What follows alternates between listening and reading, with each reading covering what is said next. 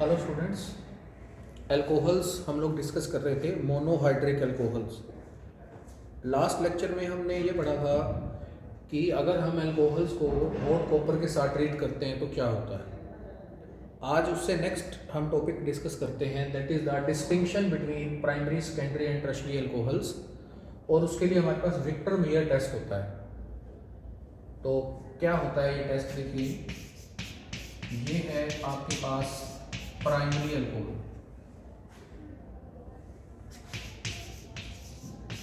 ये है आपके पास सेकेंडरी अल्कोहल, और ये है आपके पास टर्शियरी अल्कोहल।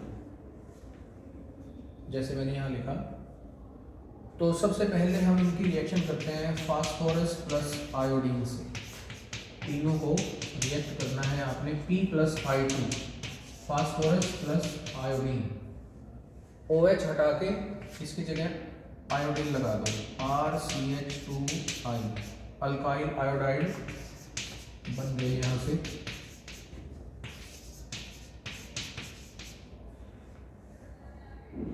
आफ्टर दैट आप इसको रिएक्ट करा रहे हैं सिल्वर नाइट्राइड से, that is your AgNO2 silver nitride. तो आयोडीन यहाँ से हटा दो तो ये नाइट्रो एल्केन बन जाएगा। क्या बन गया आपके पास? Nitro alkene. NO2 लग गया ना।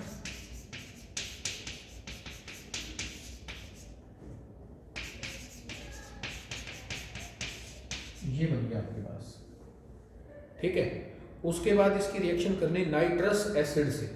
Nitrous acid HON double bond O, ऐसे लिखते हैं इसको नाइट्रस एसिड को।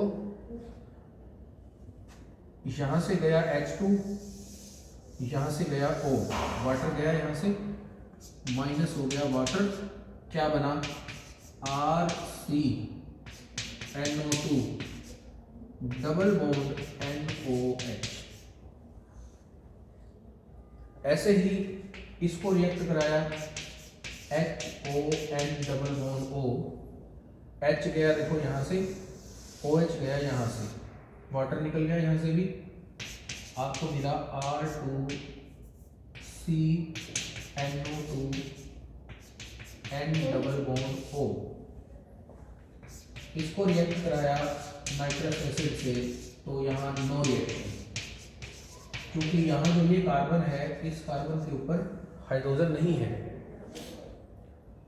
तो जहाँ पे नाइट्रस एसिड से रिएक्शन बंद हो गई वो है आपका टर्शियरी अल्कोहल। लेकिन अभी आपको प्राइमरी और सेकेंडरी से पता नहीं चला कि which one is primary which one is secondary. जो आपके पास ये कंपाउंड बना है यहाँ से, इसको बोलते हैं नाइट्रोलिक एसिड। क्या बोलते हैं? Nitrolic acid. जो ये बना है इसको बोलते हैं सूडो नाइट्रोल। इसके बाद आप क्या करिए, इनमें एक्वस NaOH डाल दीजिए। एक्वस NaOH यहां डालेंगे जब एक्वस NaOH, सोडियम हाइड्रोक्साइड, तो ब्लड रेड कलर आ जाएगा, ब्लड रेड कलर। यहां जब डालेंगे एक्वस सोडियम हाइड्रोक्साइड तो ब्लू कलर आ जाएगा। इसकी रिएक्शन तो पहले से ही रुक गई थी, क्लियर। तो यहां से आपको पता चल जाएगा कि प्राइमरी कौन सा है, सेकेंडरी कौन सा है और टर्शियरी अल्कोहल कौन सा है। अब देखो यहाँ तो आपको देखने से पता लग रहा है कि ये प्राइमरी, ये सेकेंडरी, ये टर्शियरी लिखा हुआ है, लेकिन एक्चुअली अगर आपको करना हो तो कैसे करोगे? आपको 3 टेस्ट ट्यूब है, मान लो मिली है, ठीक है। उन 3 टेस्ट ट्यूब्स के अंदर क्या है, जैसे यहाँ मैं अगर बनाऊं, ऐसे 3 टेस्ट ट्यूब्स हैं, और इसके अंदर आपको मालूम नहीं है कि कौन से में प्राइमरी अल्कोहल है, कौन से में सेकेंडरी और कौन से में टर्शियरी है। तो कैसे पता लगेगा? पहले तीनों में फास्फोरस और आयोडीन रिएक्शन हो गई, फिर तीनों के अंदर ही सिल्वर नाइट्राइड, फिर ये बन गया, रिएक्शन हो गई। फिर तीनों के अंदर नाइट्रस एसिड, तो जहां रिएक्शन होनी बंद हो गई इन तीनों टेस्ट ट्यूब में नाइट्रस एसिड डालने के बाद जहाँ रिएक्शन नहीं हुई तो वो तो क्लियर हो गया ना कि टर्शरी है। बाकी दो टेस्ट ट्यूब में एक में प्राइमरी रहेगा और एक में सेकेंडरी। उन दोनों में फिर आपने क्या करना है, aqueous solution of sodium hydroxide. तो जिस टेस्ट ट्यूब में ब्लड रेड कलर मिल जाएगा वो टेस्ट ट्यूब में प्राइमरी अल्कोहल होगा, जिसमें ब्लू कलर मिलेगा उस टेस्ट ट्यूब में क्या होगा, सेकेंडरी अल्कोहल होगा। तो with the help of this meter test you can easily identify which one is primary alcohol, which one is secondary and which one is your tertiary alcohol। ठीक है। उसके बाद हमारे पास आते हैं डाईहाइड्रिक अल्कोहल्स। तो डाईहाइड्रिक अल्कोहल्स में उनको प्रिपेयर करने के मेथड्स हैं जो वो हम लोग डिस्कस करते हैं। Methods of preparation of diols.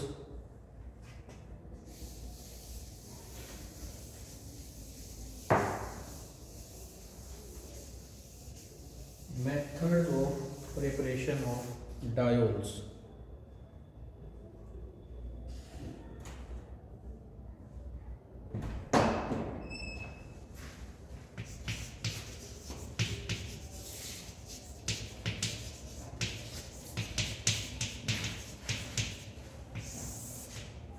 How can you prepare diols? First one is from alkenes। First method is from alkenes। देखो ये आपके पास है एल्कीन, इसको आपने रिएक्ट कराया alkaline potassium permanganate, after that hydrolysis और osmium tetroxide followed by hydrolysis. तो आपको क्या मिलता है, यहाँ से डबल बॉन्ड ब्रेक हो जाएगा, OH OH दोनों आ जाएंगे, ये 6 डायोल मिलता है आपको। मतलब जो अल्कलाइन पोटेशियम परमैंगनेट है या ओस्मियम टेट्राऑक्साइड है, ये 6 हाइड्रोक्सिलेशन करते हैं। क्या करते हैं ये? 6 हाइड्रोक्सिलेशन। और जो अल्कलाइन KMnO4 वाटर के साथ रिएक्शन है, ये बेयर्स टेस्ट होता है। कैसे आपको मालूम होता है कि कौन सा कंपाउंड सैचुरेटेड है, कौन सा अनसैचुरेटेड है? अगर, क्योंकि देखो पोटेशियम परमैंगनेट का कलर होता है ना पर्पल, डीप कलर का होता है, ये इंटेंस कलर होता है। अगर पोटेशियम परमैंगनेट सॉल्यूशन का कलर डिसअपीयर हो जाए, इसका मतलब वो कैसा कंपाउंड होता है? अनसैचुरेटेड। क्योंकि अनसैचुरेटेड है, देखो तभी डबल बॉन्ड टूट के रिएक्शन करेगा। समझ रहे हो बात? तो सैचुरेशन को डिटेक्ट करने के लिए या अनसैचुरेशन को डिटेक्ट करने के लिए ये यूज किए जाते हैं। अब मैकेनिज्म देखो, इस रिएक्शन का मैकेनिज्म क्या है?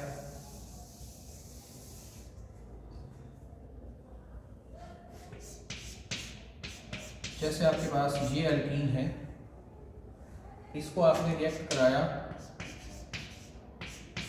परमैंगनेट आयन के साथ। ये है परमैंगनेट आयन। ये डबल बॉन्ड ब्रेक हुआ, ऑक्सीजन से अटैच होगा। ये डबल बॉन्ड ब्रेक हुआ, इलेक्ट्रॉन गए मैग्नीज के पास। ये ब्रेक हुआ, बॉन्ड बना इस कार्बन के साथ। तो आपको क्या मिला यहाँ से? देखो इतना एज इट इज। ये डबल बॉन्ड गया, इस कार्बन का बॉन्ड बना इस ऑक्सीजन से, और इधर से इस ऑक्सीजन का इस कार्बन से। ये ऑक्सीजन, ये oxygen, manganese double bond O, यहाँ O नेगेटिव और यहाँ मैग्नीज पे लोन पेयर आ गया। फिर आपने इसकी हाइड्रोलिसिस करनी है।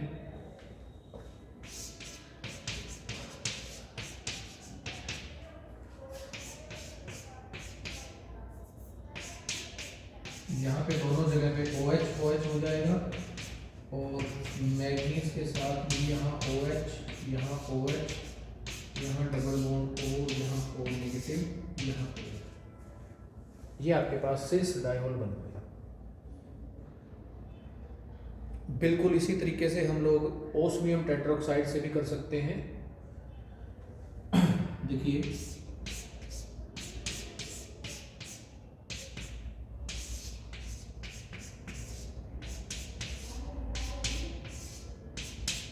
ये ओस्मियम टेट्राऑक्साइड, देखो ये डबल बॉन्ड यहाँ जाएगा, ये बॉन्ड टूट के लोन पेयर यहाँ आ जाएगा, इस बॉन्ड ऑक्सीजन का बॉन्ड यहाँ बनता है, जैसा यहाँ था सेम टू सेम है।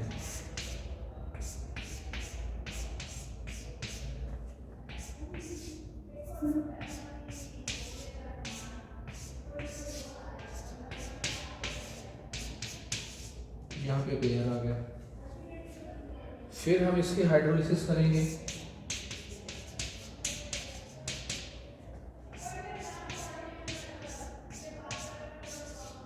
तो ये भी क्या बन गया, सिस डायोल। ठीक है, अब देखो ओस्मियम टेट्राऑक्साइड या पोटेशियम परमैंगनेट है जो ये स्ट्रॉन्ग ऑक्सीडाइजिंग एजेंट होते हैं। यहाँ मैंगनीज की ऑक्सीडेशन स्टेट है जो वो क्या है 7, और यहाँ कितनी रह गई मैंगनीज की ऑक्सीडेशन स्टेट 5। और ये सेल्फ रिड्यूस हुआ तो दूसरे को क्या कर दिया इसने, oxidise. Similar way, in the very similar way, यहाँ ओस्मियम की +8 है, यहाँ ओस्मियम की क्या हो गई 6 हो गई। ठीक है, ये हो गई सिस हाइड्रोक्सिलेशन। तो ऐसे ही देखो, अगर हमें ट्रांस डायोल बनाने हो, ये तो सिस डायोल बने ना, एल्कीन से ही अगर आपको ट्रांस डायोल बनाने हो तो आप क्या करते हैं, उसके लिए एक मेथड होता है इपोक्साइड का रिंग ओपनिंग करना है। तो सबसे पहले एल्कीन को हम कन्वर्ट करेंगे इपोक्साइड के अंदर, ध्यान से समझो।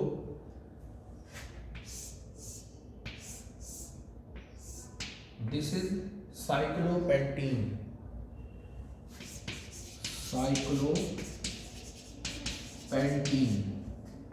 इसकी रिएक्शन करनी है पर एसिड के साथ।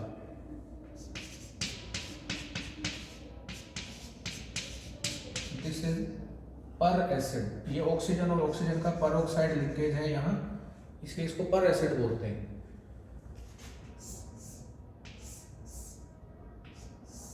पर एसिड से जब रिएक्ट होगा तो इपोक्साइड बन जाता है, इपोक्साइड, ये cyclic ether 1,2 epoxy cyclopentane. This is 1,2 epoxy cyclopentane. अब ये इपोक्साइड रिंग ओपनिंग करनी है हमने एसिडिक मीडियम में। सपोज आप कर रहे हो, ये H पॉजिटिव आपके पास प्रोटॉन है जो एसिड से आया, या ऑक्सीजन का प्रोटोनेशन हो जाएगा,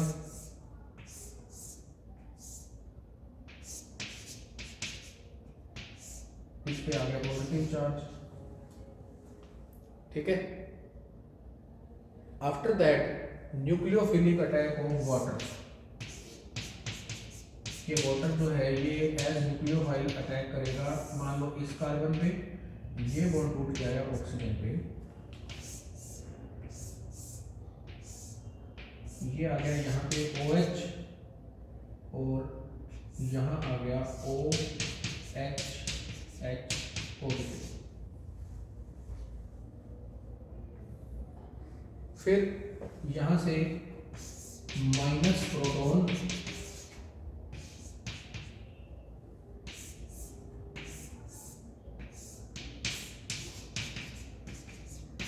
and you will get this trans diol। Epoxide ring opening होगी जब तो ट्रांस डायोल बनते हैं। क्लियर बात?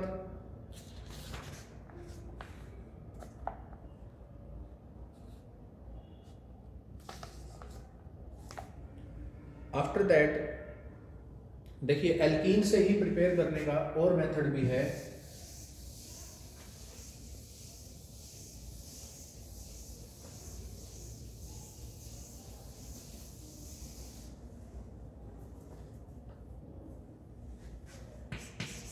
सपोज आपके पास ये एल्कीन है, इसकी आपने करी ब्रोमिनेशन, तो जो ब्रोमिनेशन होती है वो क्या होती है, ट्रांस ब्रोमिनेशन होगी, साइक्लिक ब्रोमोनियम आयन बनता है। मतलब आपके पास एक ब्रोमीन है जो वो यहाँ आ गया, दूसरा यहाँ आ गया, ट्रांस प्रोडक्ट बनता है हमेशा। फिर इसको हमने रिएक्ट किया एक्वस सोडियम कार्बोनेट के साथ, तो जो ब्रोमीन Br आपने लगाए हैं वो हाइड्रोक्सिल ग्रुप में कन्वर्ट हो जाएंगे और फिर से आपको क्या मिलेगा, ट्रांस डाइऑन। एल्कीन की ब्रोमिनेशन जो है ये आपने अपनी अर्लियर क्लासेस में पढ़ी होगी। साइक्लिक ब्रोमोनियम आयन बनता है, पहले Br पॉजिटिव इलेक्ट्रोफाइल की फॉर्म में ब्रोमोनियम आयन की फॉर्म में अटैक करता है, फिर उसके बाद ब्रोमाइड का अटैक होता है, रिंग ओपनिंग होती है सेम उसमें भी, तो ट्रांस प्रोडक्ट बनते हैं। ऐसे ही आपके पास देखिए एल्कीन है, सेम लिखता हूं मैं दोबारा से, इसकी रिएक्शन करी आपने